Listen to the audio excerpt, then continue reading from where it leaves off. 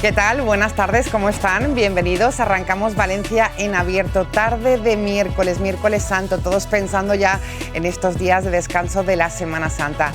Antes compartimos Valencia en abierto, muchos temas de actualidad. Arrancamos además con una entrevista que les va a gustar y les hablaremos del ocio, de la cultura, de todo lo que va a ofrecer la ciudad de Valencia para los que nos quedamos a disfrutar de nuestra ciudad. Bienvenidos, arrancamos con la presencia de un invitado especial, les decía, es especialista en neurología y en pediatría, licenciado en medicina por la Universidad Autónoma de Madrid y doctor en medicina cum laude por la Universidad de Valencia. Fundó Invanep recientemente, el Instituto Valenciano de Neuropediatría, y tiene una importante trayectoria profesional sanitaria. Además, lo ha combinado con la actividad política, porque en esta pasada legislatura ha sido diputado en Les Corts, diputado autonómico por su partido Ciudadanos Independiente. Fernando Mulas, buenas tardes. Buenas tardes, Silvia, encantado de estar aquí. Gracias por visitarnos. Hoy queremos abordar contigo sobre todo la parte más de salud, de medicina. Cuéntame, porque fundaste Invanep, es el Instituto Valenciano de Neuropediatría, con una trayectoria importante, Fernando. Sí, la verdad es que fue la inquietud de haber desarrollado la actividad profesional, primero en el Hospital de la Fe, donde estuve de jefe de servicio 35 años, pero hay mucha gente que luego te pedía verte a nivel particular, gente para todo, ¿no? La actividad pública es compatible con la privada, ¿no? Y entonces empezamos a trabajar ahí, primero en mi domicilio, pero luego fuimos creciendo, hicimos este instituto con otros colegas, y la verdad es que lo que es el neurodesarrollo, la neurología infantil y todo lo que compete al cerebro del niño y su salud psicológica y mental, pues nos compete a nosotros, ¿no? Bueno, una labor fundamental la que lleváis a cabo. Hablamos, Fernando, de enfermedades como el autismo, como la epilepsia, trastornos de conducta, de aprendizaje. Mucho que seguir trabajando e investigando, ¿no?, al respecto. Sí, porque todo eso, hoy día las familias son reducidas, 1 o 2 niños, y todo el mundo, no es que no se preocupe más o menos si tiene más o menos niños, pero todo el mundo tiene un especial interés en que todo sea perfecto, ¿no? Entonces, los trastornos del sistema nervioso, pues no solamente son enfermedades graves que producen una discapacidad intelectual grave o parálisis cerebral, sino trastornos también del desarrollo neuropsicológico, ¿no?, que afectan a la vida diaria, al trastorno de atención, con o sin hiperactividad, a las dificultades de aprendizaje. Bueno, hoy día estamos viendo muchos trastornos del espectro autista, que se dice, ¿no? Sí. Que son morbilidades que están dándose muy altas. Por ejemplo, el TDAH se da en 1 cada 20 niños, 1 cada aula escolar. Esto ha aumentado en los últimos años. ¿A qué es debido, Fernando? Sí, pues yo no sé si es debido a que algo está pasando en la naturaleza humana, que no es capaz de estar a la altura de las circunstancias que supone pues toda la información que recibimos y que reciben los niños para poder tener un desarrollo pues estable y equilibrado, ¿no? Entonces, parece, mi sensación personal, no estamos diagnosticando más, porque incluso las estadísticas dicen que hay menos medicamentos de los que teóricamente hay las cifras estadísticas de la morbilidad, un 5%. ¿Vale? Pero evidentemente estamos viendo muchos niños que antes no veíamos, porque ahora todo el mundo va a la escuela, todo el mundo tiene un rendimiento urbanita. Yo, por ejemplo, no fui al colegio hasta los 10 años. Vale. Claro, a lo mejor era un niño TDAH y no tuve problemas escolares porque no iba al colegio. Claro. Entonces, pero ahora, efectivamente, estamos viendo muchos niños. Pero ¿por qué edad se diagnostican más? ¿Antes no se detectaban este tipo de problemas? Sí, antes se diagnosticaban, pero no de forma tan evidente. Claro. Yo me acuerdo que en la época de estudio de la carrera no había tanto diagnóstico de trastorno de atención ni trastornos autistas, que lo estudiamos como una enfermedad rara. Claro. Y era una enfermedad muy frecuente. Pero TDAH es una realidad, porque realmente el niño que lo ves y que hace un diagnóstico de acuerdo a los parámetros estándares y objetivos, y le das un tratamiento y mejora con una medicación o un apoyo psicopedagógico, el chico mejora y va como un tiro, y va mucho mejor. Claro. La gente está muy contenta. Claro, nadie quiere medicar, ¿no? Evidentemente. Somos reacios a medicarnos, sobre Sí. todo en niños. Sí, porque la gente cree que la medicación va a incidir de forma negativa en el desarrollo, y no, todo lo contrario, porque actuamos sobre los neurotransmisores, que son las sustancias bioquímicas que permiten la sincronización de áreas cerebrales como el proceso atencional, ¿no? Y entonces hay gente que tiene un decalaje en la maduración. No es que no vaya a ser eso para toda la vida, pero en la época escolar, que todo el mundo tiene que rendir y hacer actividades una tras otra y todo muy estructurado, pues los niños no dan abasto, ¿no? Yo a veces le digo eso, si su hijo se dedicase pues, a cuidar cabras, pues no pasaría nada, no porque con nada con los cabreros, pero que no hay que tener un proceso de función ejecutiva, de planificación, de organización, todo eso es muy complejo. Muy complejo. Fernando, siguen siendo patologías las que estamos comentando, que además han incrementado, de las que no se les presta demasiada atención en la sanidad pública, pregunto. No, la sanidad pública sí que presta atención. Lo que pasa es que hay tanta morbilidad de la patología del neurodesarrollo que está aumentando. Fíjate tú que ahora los autistas, por ejemplo, es 1 de cada 50 o cada 100. O sea, hay cifras que hablan 1 de cada 100 niños y 1 de cada 50. De lo que es el trastorno del espectro autista, que es desde el Asperger o el niño que no tiene facilidad de interacción social y de comunicación y del lenguaje, a trastornos mucho más graves. Pero los que son menos graves son muy frecuentes. Entonces, ese volumen tan tremendo que tenemos, los neuropediatras. Yo ahora justamente soy presidente de la Sociedad Valenciana de Neuropediatría, ¿verdad? Y entonces no somos muchos, somos a lo mejor 30 o 40 en toda la Comunidad Valenciana, porque en España hay 300 o 400. Y estamos distribuidos por todos los hospitales, pero tiene una demanda tremenda de trabajo y además con los tiempos que se pueden dedicar, 10 minutos, 15 minutos, no da abasto, porque no es lo mismo que si un niño te viene y te dice que tiene una discapacidad intelectual, imagínate, tu hijo discapacidad intelectual, o te digo que va a tener un posible trastorno del espectro autista, o que va a ser epiléptico, no es que no te conformes, sino que necesito mucho más tiempo. Mucho más información, claro. Sí. ¿Cómo ha sido tu trayectoria profesional trabajando siempre con niños? Sí. Es la parte más complicada, explicar, ¿no?, que nos estabas diciendo a unos padres una enfermedad que nos suena muy rara, que no sabemos lo que va a pasar, que entran las preocupaciones de padres.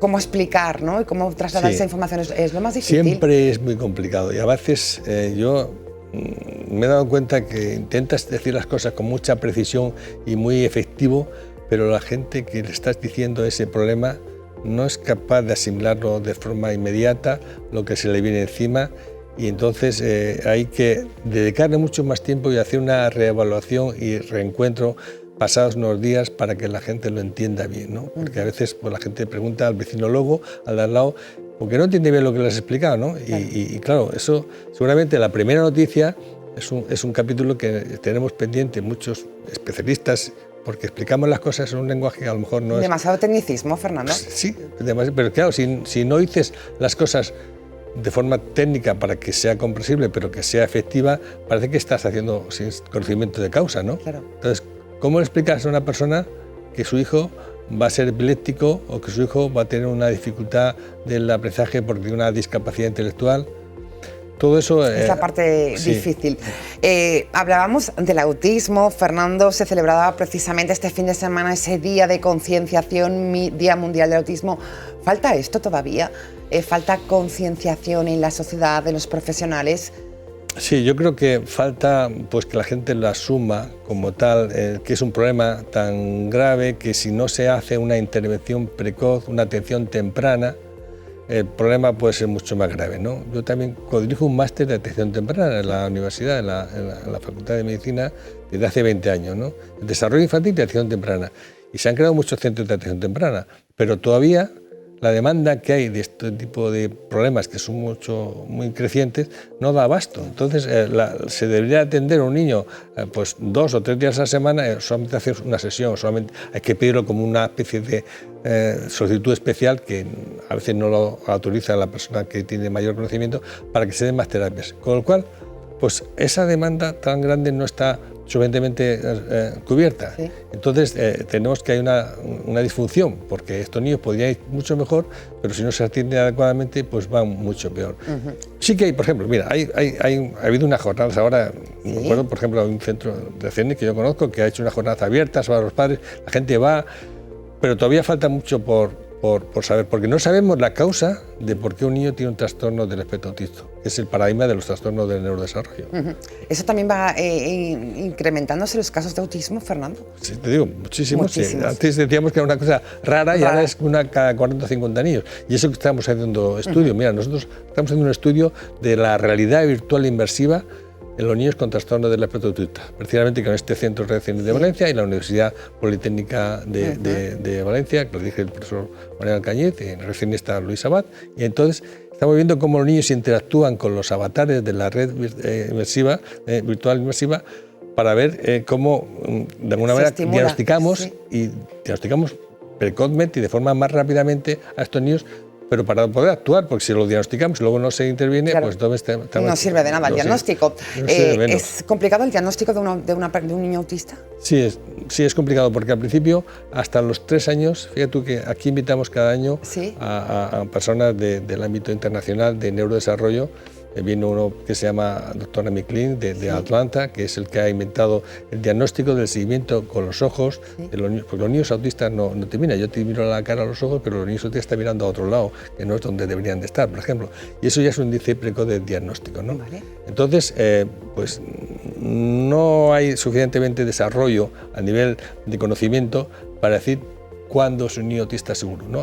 Antes de los 3 años se sospecha con cierta fiabilidad, pero el diagnóstico de certeza no se tiene hasta después. Hasta a partir de los 8, 9... No, a los 4 años, 5 años ya con mayor seguridad. Vale. Pero ese decalaje entre la sospecha y el diagnóstico y la intervención hace que se demore mucho el tratamiento. Entonces, cuando se sospecha a los 3 años, a los 2 o 3 años, ya se debería empezar a hacer una intervención, porque son matices, el niño que no te mira, el niño que no responde a su nombre, el niño que hace estereotipos y movimientos raros, que tiene una actitud diferente. Esos tipos de niños especiales son los que hay que vigilar en este sentido, ¿no? Y que no hablan como deben. Los tratamientos están siendo efectivos, han evolucionado muchísimo en los últimos años, Fernando. La intervención, sobre todo a nivel de intervención psicopedagógica y del lenguaje, ¿no?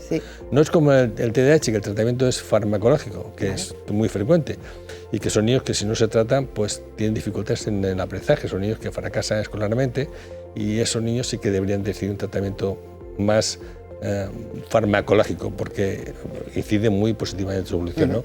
En los autistas no hay tanto tratamiento farmacológico, aunque también puede haber un trastorno atencional que se puede tratar, pero más en la intervención cognitivo-conductual y psicopedagógica. Doctor, nos hablaba de esa 25 edición ya del Congreso Internacional sobre Trastornos del Neurodesarrollo que ha organizado. Sí.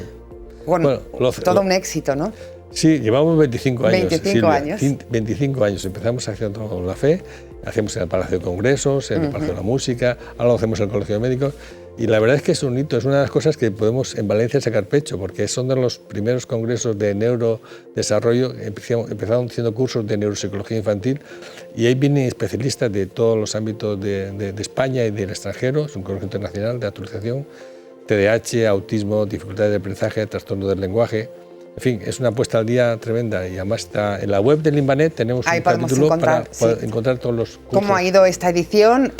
Con conclusiones destacadas importantes, ¿no? Sí, porque se ha visto, por ejemplo, que incluso en el COVID, cómo influye también en aspectos del neurodesarrollo a nivel de afectación intraútera. Había un profesor, Salvador Martínez, de Alicante, que habló sobre todo esto. Pero sobre todo se habló de todo lo que es también la genética, porque hoy día la genética está en el trasfondo de estos trastornos. Son trastornos del neurodesarrollo, que bueno, es un capítulo que está entre la psiquiatría y la neurología. Yo creo que hay que hablar, más que de trastornos mentales, de trastornos o enfermedades cerebrales, porque todo está en el cerebro, ¿no? El cerebro es muy complejo, tenemos 300.000 millones de neuronas y utilizamos todas a la vez, y entonces eso es muy difícil de comprender la verdadera naturaleza intrínseca de estos trastornos. ¿Qué importancia la celebración de este tipo de congresos, los ponentes que participan de renombre internacional, de renombre nacional, que vengan a la ciudad de Valencia, ¿no? Pues sí, además siempre lo hacemos en la época de marzo, entonces coincide con las fallas y con los mascletas y se quedan alucinando todos estos cuando vienen aquí. Bueno, forma parte del intercambio científico y humano que todos suponen los congresos.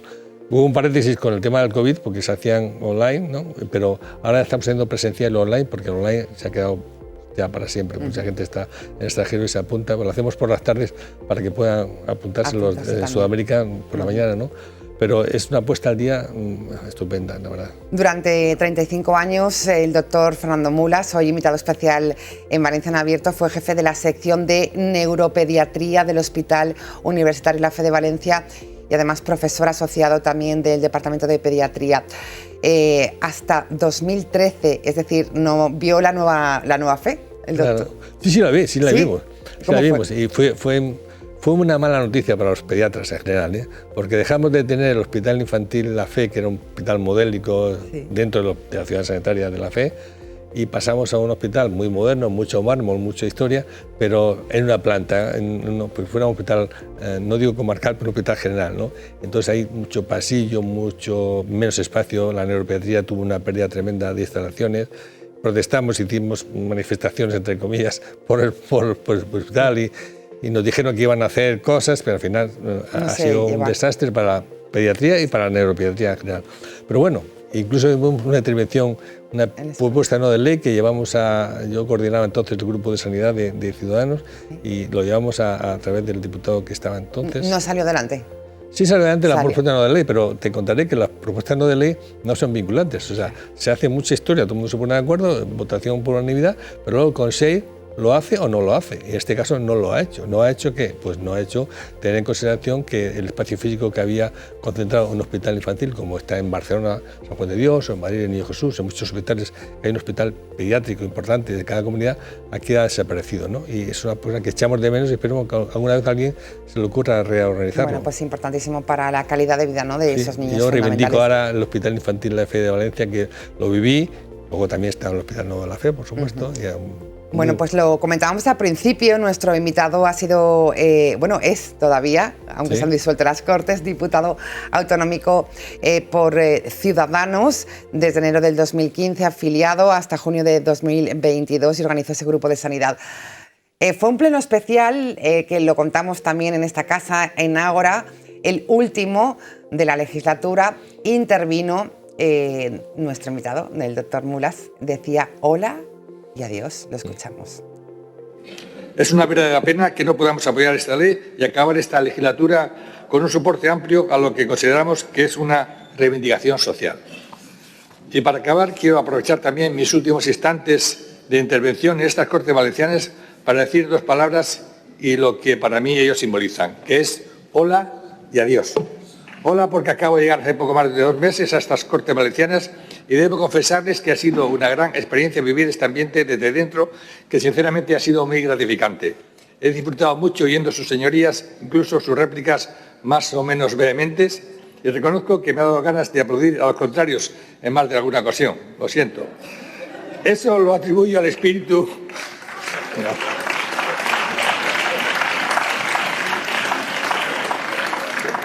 Digo que eso lo atribuyo al espíritu de concordia y de equilibrio del gen de Ciudadanos, debe ser genético esto, y a la opción de centro ponderado que defenderemos desde donde nos encontremos.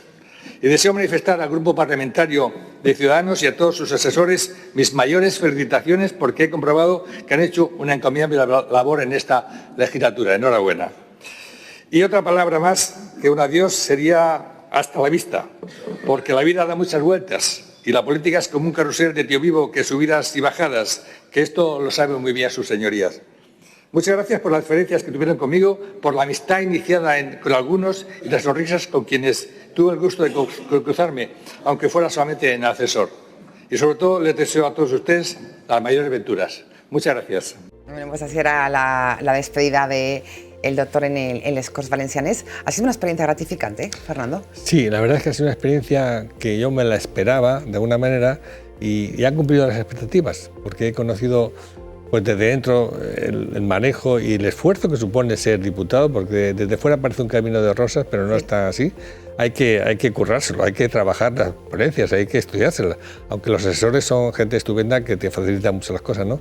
Pero esa posibilidad de, pues entre pasillos incluso, hablar con los demás y ver que hay muchos puntos de acuerdo, lo que siento es que a veces las actitudes un poco sectarias o un poco fundamentalistas no posibiliten que haya mayores acuerdos, ¿no? Porque uno se pone en su línea y al final pues, se vota lo que ya está previsto, que es que la mayoría siempre, 51 contra 48, siempre sacan sus votos adelante, ¿no? Es decir, que no la ha defraudado la política No, no me he defraudado, pero podíamos mejorarla. Por eso yo me resisto a dejar la política, en el sentido de que se podían hacer las cosas mejor, se podían cambiar, por ejemplo, la ley electoral para que las representaciones fueran o por distritos, para que no dependiesen del grupo, sino que la gente tuviese más capacidad para votar lo que piensa realmente y que los electores pudiésemos pedir responsabilidades a los políticos en concreto, porque no, es una masa de grupo que vota una persona y todo el mundo vota lo mismo, y al final, pues ¿para qué estamos tantas personas? Pero trasciende poco, no sé si está de acuerdo conmigo, Fernando, de lo que ocurre en las Corts Valencianes, de esas leyes, de esas proposiciones de ley. ¿Llega poco al ciudadano todo lo que pasa en esa actividad Silvia, parlamentaria? Estoy de acuerdo, Silvia, porque es que yo digo a veces, y esto que han dicho estas personas, que es fuera de lógica, porque lo piensan porque lo ha dicho su partido, ¿por qué no lo ponemos a relumbrón para que todo el mundo se entere lo que han dicho y lo que dicen y lo que no han dicho? Yo pienso que, mira, cuando hacemos las sociedades científicas hay un punto que es el primer punto, es cumplimiento de acuerdos.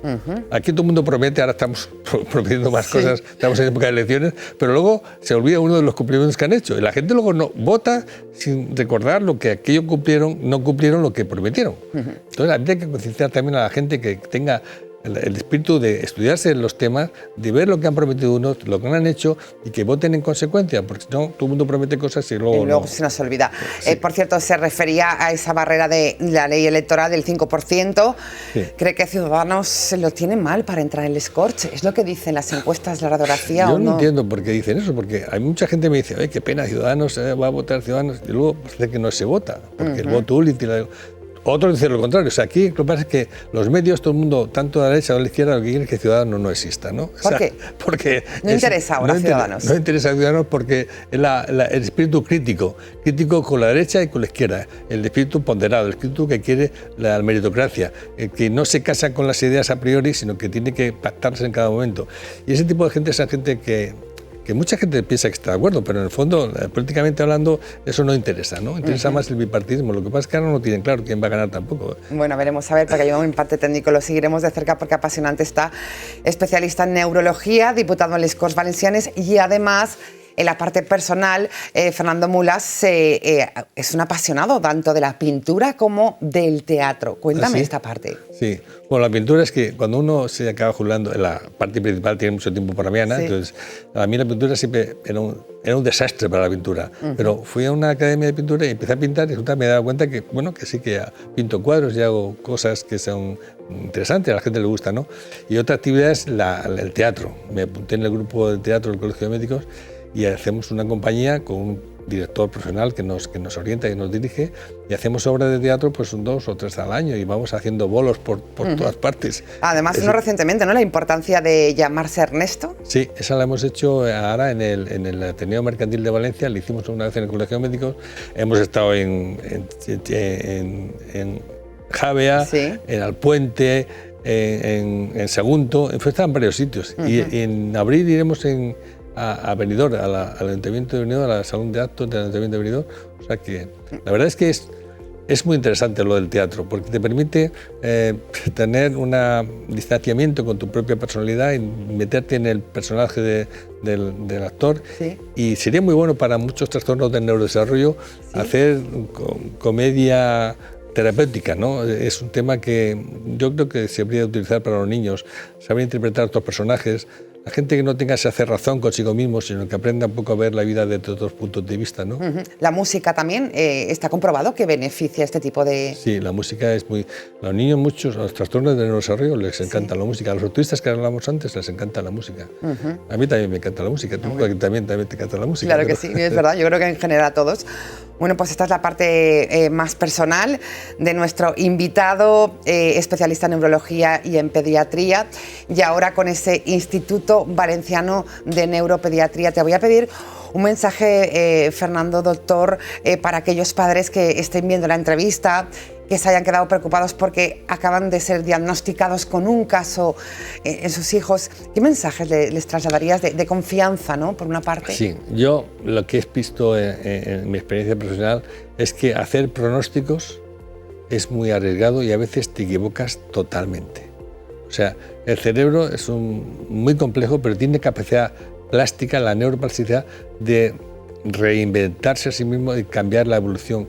Y muchos casos que pensábamos que iban a ser muy desafortunados se han recuperado de forma muy positiva. Hay que trabajar, hay que, por supuesto, ir a los especialistas más reconocidos que tengan la medicina de la evidencia, hacer las terapias que les recomiende, incluso aunque sea farmacológica, y hacer la intervención psicopedagógica, que a veces es lo que reeduca también el funcionamiento del cerebro, ¿no? Y el pronóstico puede mejorar muchísimo, incluso los trastornos como autistas. Las epilepsias, por ejemplo, se curan al 80%. Las dificultades de aprendizaje mejoran mucho con terapia farmacológica y psicopedagógica. Y los autistas, pues te digo que si se hace precozmente la intervención y se tiene constancia, también mejoran mucho. Es decir, que es un mensaje optimista, ¿no? Claro, tiene que ser Siempre. optimista porque la gente tiene que tener la ilusión de que las cosas mejoren. No podemos decir qué va a hacer cuando tenga 30 años, pero sí que podemos decir que en cada momento lo que hay que hacer es lo que tengo que hacer. Paso a paso, ¿no? No se puede ver a largo plazo en este tipo de patologías. Todo un lujo recibirte esta tarde en nuestro programa. Queríamos conocer la parte más clínica, más profesional, con esa trayectoria en neuropediatría, y también la parte política, porque ha sido diputado en Corts esta legislatura. Veremos lo que depara. ¿Seguirá en política? ¿Lo dejamos ahí? Bueno, no hay respuesta de momento. Si alguien me ofrece hacer algo de política que yo pueda aportar, lo que puedo aportar, tengo tiempo y tengo ganas, y me gustaría pues aportar a la sociedad aquello que me ha dado la vida, que es la experiencia. Muy bien, pues gracias, doctor Mulas, por visitarnos esta tarde. Seguiremos en contacto. Muchas gracias, Iva. Ha sido un placer estar aquí contigo. Buenas tardes. Nosotros seguimos Valencia en Abierto, pulsamos datos de actualidad con nuestro compañero Manu Seguín. Manu, ¿qué tal? Buenas tardes.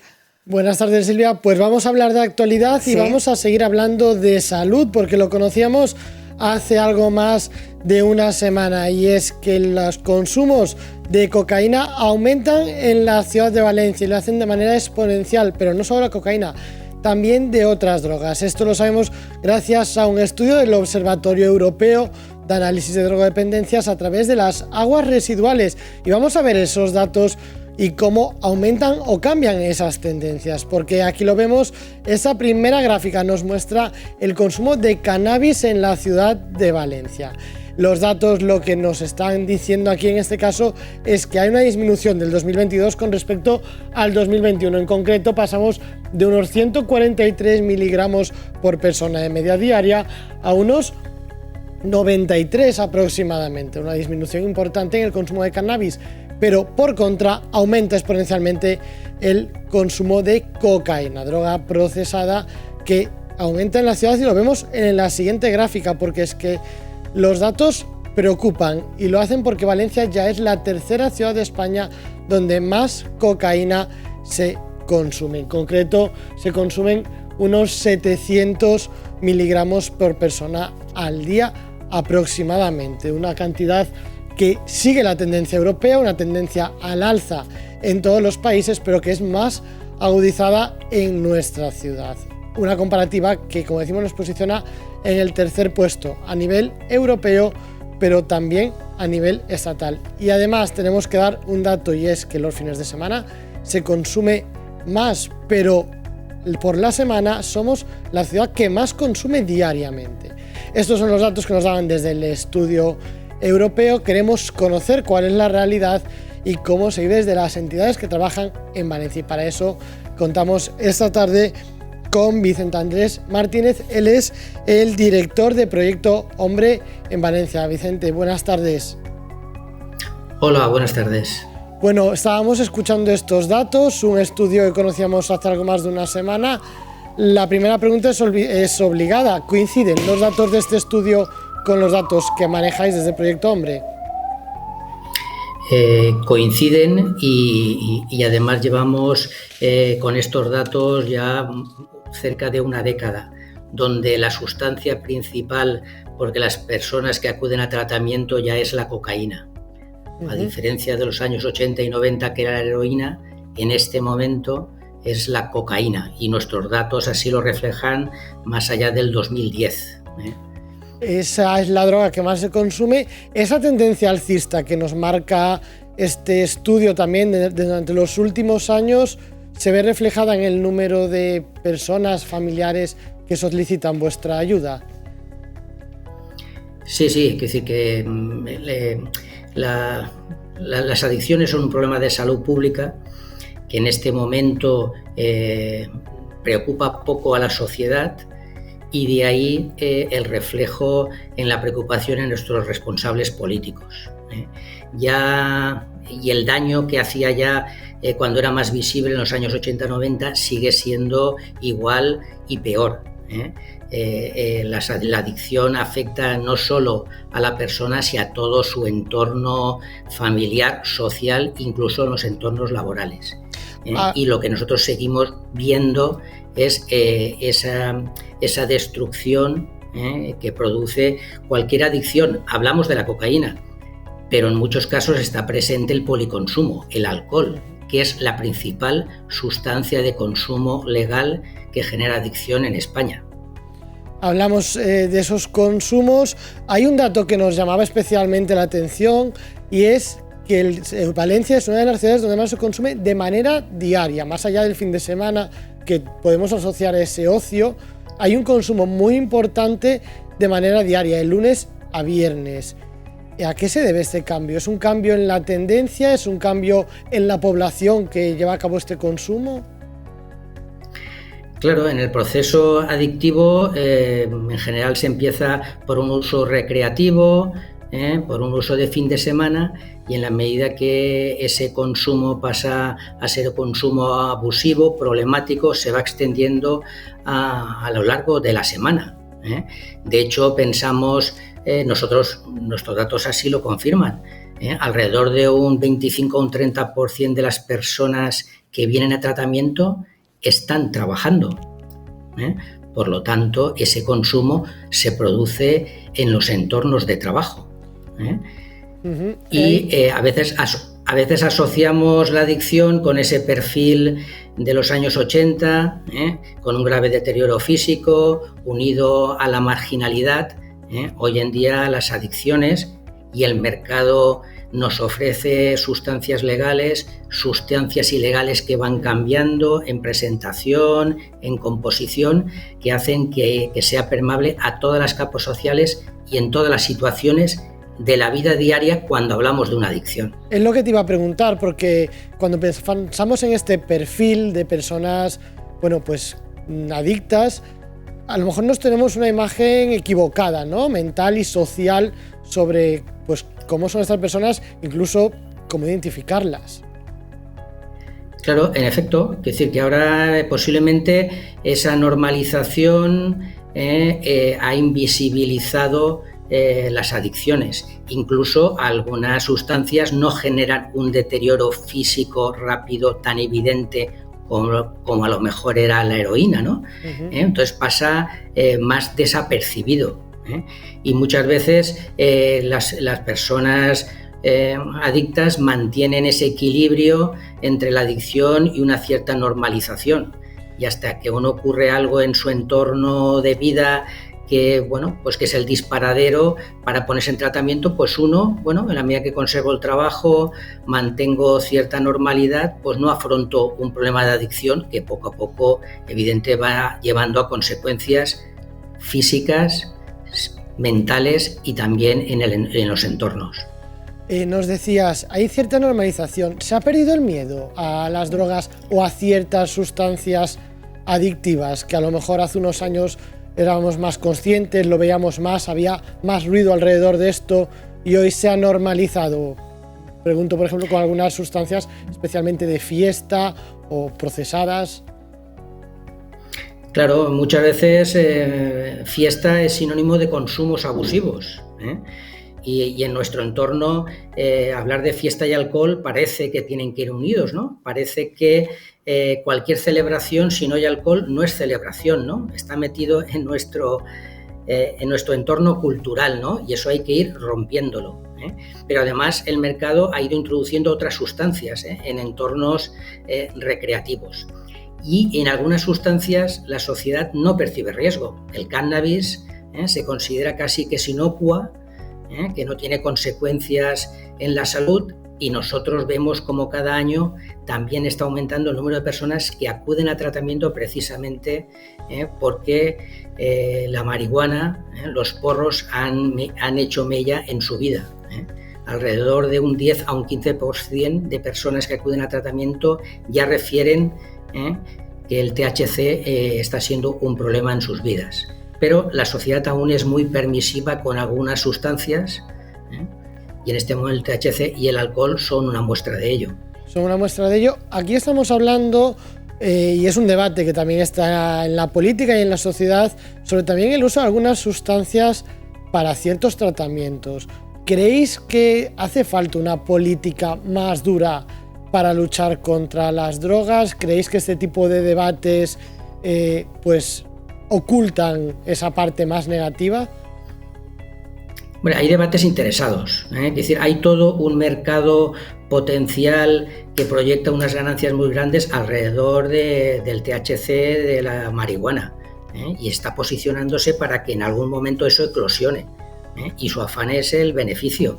Mezclar el uso terapéutico con el uso creativo del cannabis es un debate interesado, es decir, cualquier sustancia, siguiendo los canales pues eso, a través de la Agencia de Medicación y de las investigaciones, se pueden ir verificando los usos terapéuticos de muchas sustancias como se viene haciendo, pero no hay que mezclar ese tipo de usos.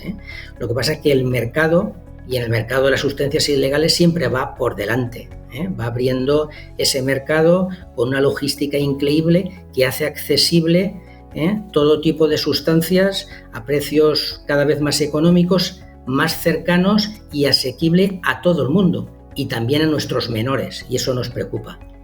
Nos preocupa, si hablamos de los menores, ahí podríamos, Vicente, tener una entrevista completamente independiente. Hablamos también de las pantallas, nuevas adicciones.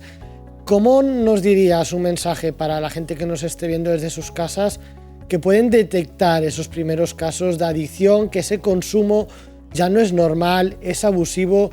Y sobre todo, cómo hacer ese tratamiento, cómo dar ese primer paso, que a veces es complicado, con familiares, llamándoos a vosotros como entidades?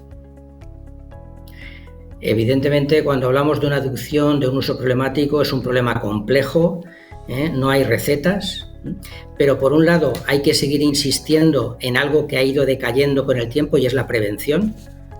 Hoy en día la preventología, la ciencia de la prevención ha avanzado mucho, se sabe lo que hay que hacer, qué factores de protección hay que impulsar, y ahí pedimos un impulso político realmente para hacer prevención en adicciones. Y por otro lado, desde el día a día, yo siempre digo lo mismo: cualquier persona que esté preocupada porque en su entorno alguien tiene un consumo problemático, se observan indicios que hacen preocupar, que llame por teléfono. A Proyecto Hombre puede llamarnos, pedir una cita sin compromiso con cualquiera de nuestros terapeutas y tener una primera orientación e indicación para calibrar hasta qué punto estamos hablando de una adicción, hasta qué punto hay un consumo problemático, y ahí tener una primera orientación. Nosotros ofrecemos ese servicio. También puede, dentro del sistema sanitario, dirigirse a las UCAs, a las unidades de conductas adictivas, cualquier persona, no solo el interesado, sino cualquier familiar y amigo, y dar ese primer paso. Nosotros, a partir de ahí, ofrecemos distintas estrategias para familiares, para esos entornos, para abordar o por lo menos minimizar las consecuencias que puede tener en esos entornos una persona con una conducta adictiva. Pues Vicente, gracias por acompañarnos esta tarde, gracias por abrirnos a esa realidad. Estaremos pendientes y desde aquí intentaremos trabajar por esa prevención. Gracias por acompañarnos esta tarde. Muchas gracias a vosotros por hacer visible esta realidad que genera tanto sufrimiento. Gracias. Silvia, ya lo ves, una realidad que nos presentaba este estudio hace una semana y quisimos tocar en la realidad valenciana y que por desgracia se nos confirma. Bueno, pues ahí está, en preocupación hay que ocuparse, como decía nuestro invitado. Gracias, Manu, te veo en un ratito. Nos vamos hasta Picaña porque se presentaba un libro muy especial sobre la cocina de la Yaya, una vecina de Picaña que ha querido ofrecer esta ilustración a todos sus vecinos. El Centre Cultural de Picaña ha acollit la presentació del llibre La cocina de la Yaya Amparo, d'Amparo Serrador Sanz, una picanyera establida des de fa anys en el sud, però que sempre que pot torna a casa. És que picanyera, això de picanya, però ara ja som mig xoquera, perquè ja estic 47 anys en Huelva, que jo aprecio molt picanya, m'ha criat així, som d'ací, i per mi tinc molts amics i moltes amigues, ja he col·laborat en moltes coses i sé que me volen, que m'aprecien. Amparo ha dedicat tota la seva vida a la cuina. A més, ha agraït l'afecte dels seus veïns i la posada en valor del menjar tradicional valencià, que és capaç no sols de conquistar paladars, sinó a més de reunir famílies i amics al voltant de la taula. La meva vida és gràcies a tot, perquè reunisc a la família, els meus nets, com t'ha dit, els meus fills, i la cuina, pues jo les paelles vaig en casa i venen, que ja són 22, que tinc 11 nets, i entonces jo cuine perquè m'agrada i això disfrute de veure la família unida en ma casa. L'acte va comptar amb la presència de l'alcalde de la localitat, Josep Almenar, i altres representants municipals. A més, l'esdeveniment ha sigut el punt de seguit d'una aventura, la de la literatura, que va començar de casualitat. Ho tenia guardat i ho tenia en una llibreta casera pels meus netets, perquè t'aprengueren a cuinar.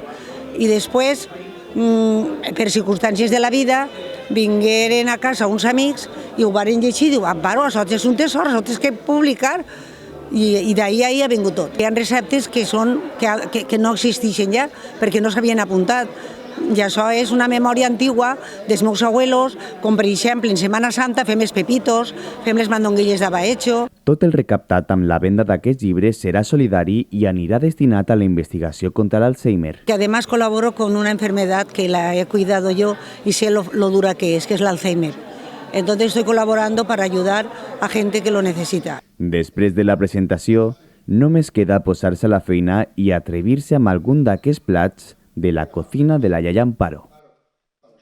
Suena bien la cocina de la Yaya Amparo. Nosotros seguimos con más cosas. Es el tema de la semana, de los últimos días. Además, con novedades, hablamos de Ana Obregón porque ahora es la abuela, Manu. Pues sí, Silvia, porque vamos de miércoles a miércoles, de portada en portada, de revista en revista, porque hoy se confirmaba el dato, lo sacaba Hola en exclusiva de nuevo. Si hace una semana sacaba esa foto de Ana Obregón saliendo de la clínica en Miami con la bebé, la que pensábamos todos que era su hija, hoy, tras una entrevista con la protagonista, se confirma que es su nieta. Sí, ya no es su hija, es su nieta, porque esta bebé procede de los espermas congelados del hijo de Alex Lecchio, que falleció en 2020. La presentadora bióloga nos comenta en esta entrevista que era uno de los últimos deseos de su hijo, ser padre antes de los 31 años, algo que se ha conseguido gracias a esta fecundación, a esta madre gestante. Ella responde en esta entrevista a todas esas dudas de qué pasará en un futuro, cómo fue todo el proceso y sobre todo cómo fue enfrentarse a ello. La protagonista nos dice que es el momento más feliz de su vida tras la muerte de su hijo y que esto la hace sonreír de nuevo. Pero es que conocíamos más datos durante la mañana de hoy. Es que si Hola llevaba en portada esta noticia, que era la abuela y no la madre, Lecturas llevaba en portada la cara de la gestante, la persona que ha llevado a esa niña durante los últimos 9 meses, que además no coincide con la madre biológica, puesto que esta ha sido la madre gestante, pero no ha puesto el óvulo fecundado. Un galimatías que es complicado de diseñar en el papel y que no sabemos cómo continuará, esperando ya el próximo miércoles a ver cómo avanza este futuro. De nuevo ha levantado mucha polémica, en este caso ya no política, sino social. Y como no, las redes han querido responder a todo esto que está pasando y lo han hecho en tono sarcástico. Así podíamos leer: año 2050, Ana Sandra, que es el nombre de la niña, decide clonar a su madre abuela Ana Obregón tras quedar huérfana demasiado joven. Ahora se enfrenta a la crianza de una niña que, además de ser su madre y abuela, es su hija. Pues esta forma de decir que se complica el elaborar este árbol genealógico y que no sabemos lo que va a pasar en el futuro, pero lo que sí que tenemos claro es que, como decía esta otra tuitera, este momento ya ha superado a lo que los guionistas de Black Mirror pueden llegar a diseñar para una temporada, para una serie. Es que Ana Obregón ha superado cualquiera de los guiones distópicos de Black Mirror. Así que, una vez más, Silvia, se confirma que la realidad supera la ficción y en este caso por mucho. historia para rato, pero bueno, ahí está la decisión de Ana Obregón, que por supuesto también hay que respetar. Ahí pues sí, y hay que decir también que hay muchos personajes públicos que se están colocando de su lado. El último que hablaba, otro que tampoco se calla nunca y que levanta polémica, Piqué, que mostraba su apoyo a Ana Obregón en las redes sociales. Bueno, pues así están las cosas, las seguiremos de cerca. Por cierto, que estamos ya en la Semana Santa, Manu, y hoy traemos escapadas y propuestas importantes. Pues sí, porque estamos en Semana Santa, en nada empezamos las vacaciones, también esas vacaciones escolares, y son muchos los planes que llegan a la ciudad de Valencia.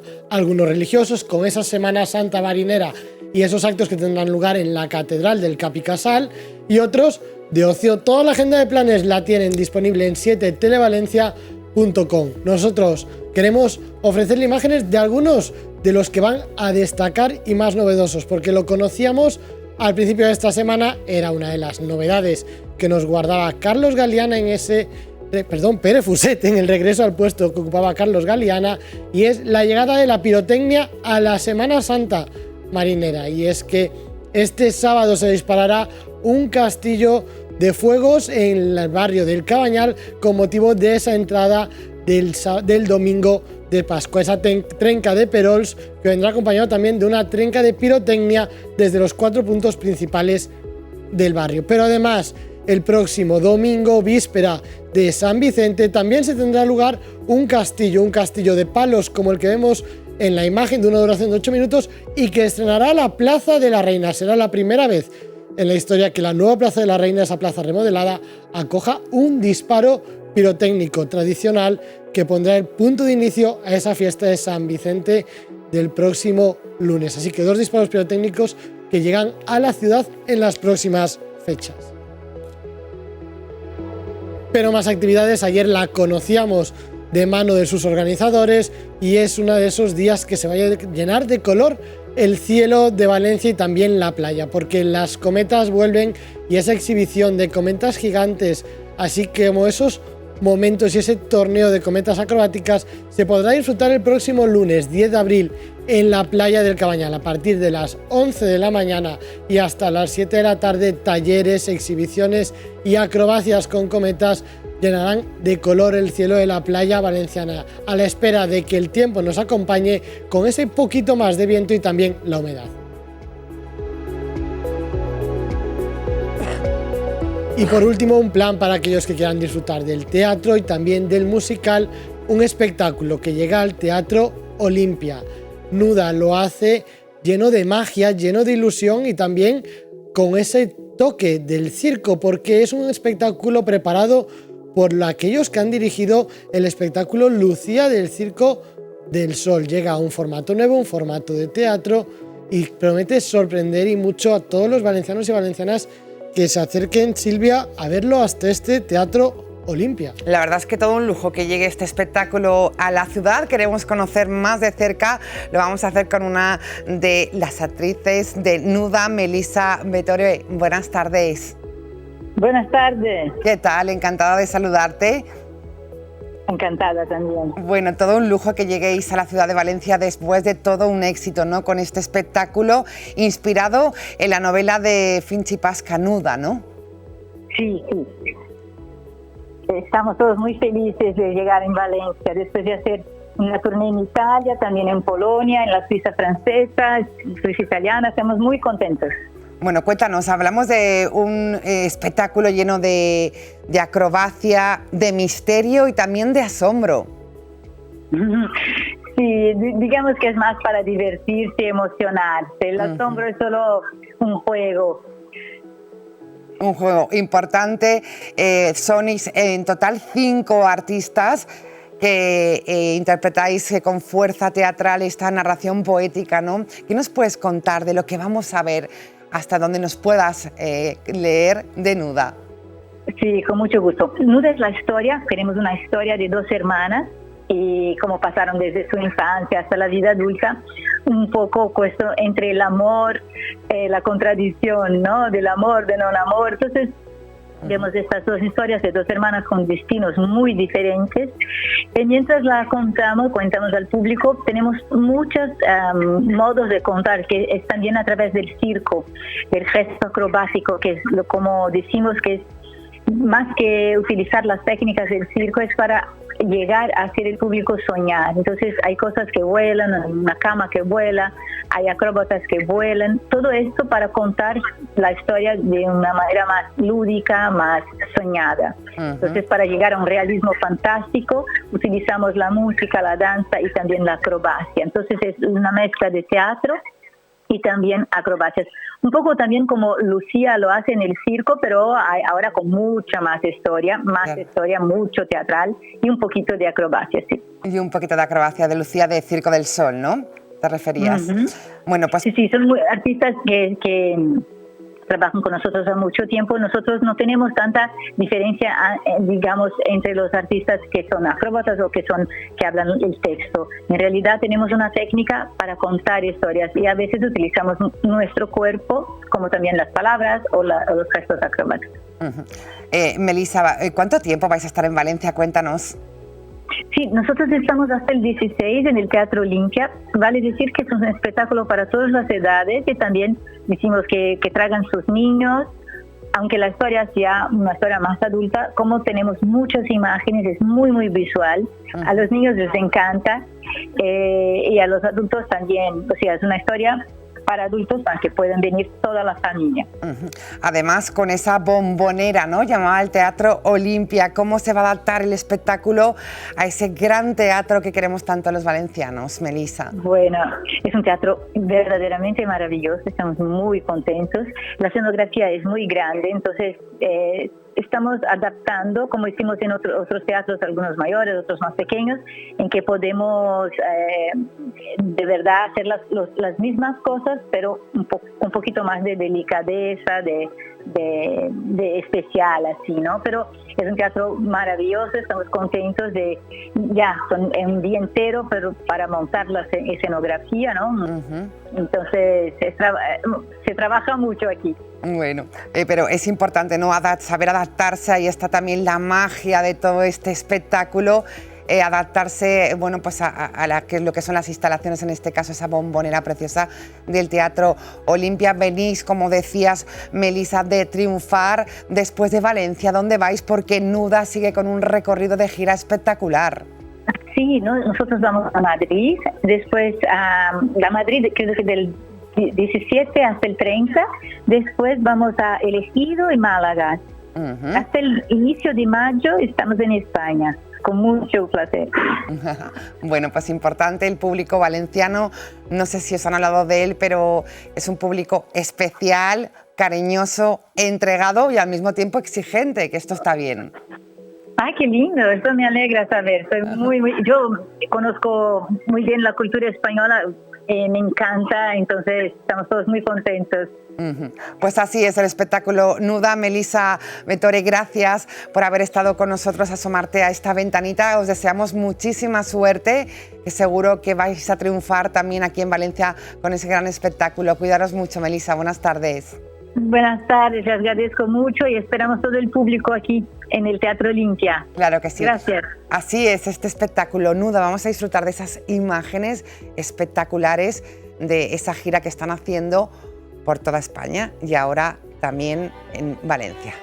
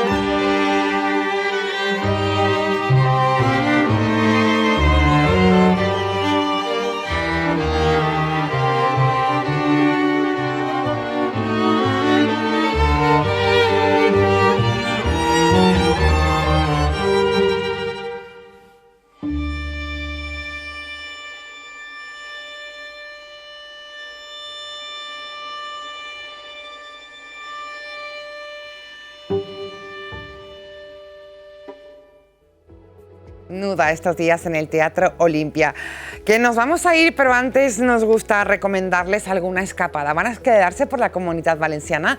¿Dónde nos llevas? Jueves Santo, viernes, tenemos muchos días por delante. Pues tenemos muchos días por delante y hay muchas rutas que hacer, pero hoy traemos una distinta, una nueva, con unas vistas espectaculares. Y es que nos vamos hasta la Marina Alta, nos vamos a la Sierra de Segaria, porque hasta ahí, hasta ese punto queremos dirigirnos en esta excursión especial para estos días de Semana Santa, y es que la llaman el gigante de piedra dormido. Así es como se conoce esta sierra, la Sierra de Segaria.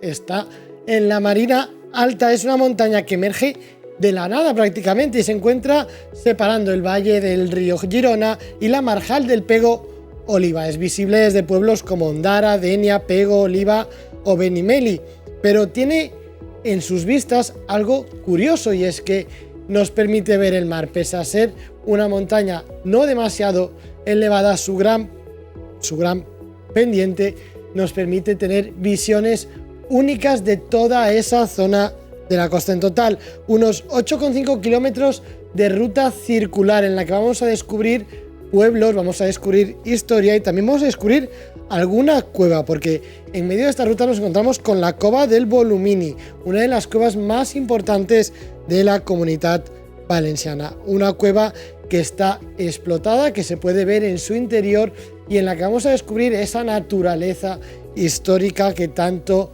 nos gusta. Además, desde la boca de la cueva podemos tener esas vistas que nos enseñan toda esa marjal de Pego Oliva y todos esos pueblos que se encuentran a sus pies. Sin duda, un espacio para descubrir y el que caminar, porque está hecho para toda la familia.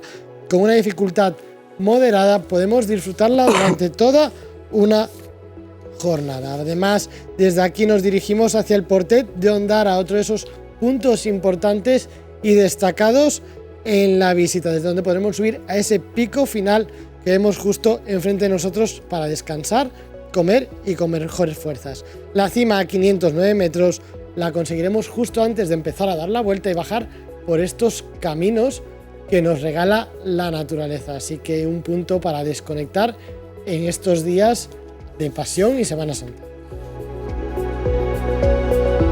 Espectacular, Manu. Bueno, que nos vamos, que gracias, que descanses estos días. Igualmente. Y nos vemos la semana que viene. No, la siguiente. La siguiente, es verdad. Ya no sé nos cuándo nos vamos de vemos. vacaciones también, nos vamos Silvia. y ya veremos cuándo volvemos. Ya volvemos. Déjalo ahí, con puntos por su vídeo.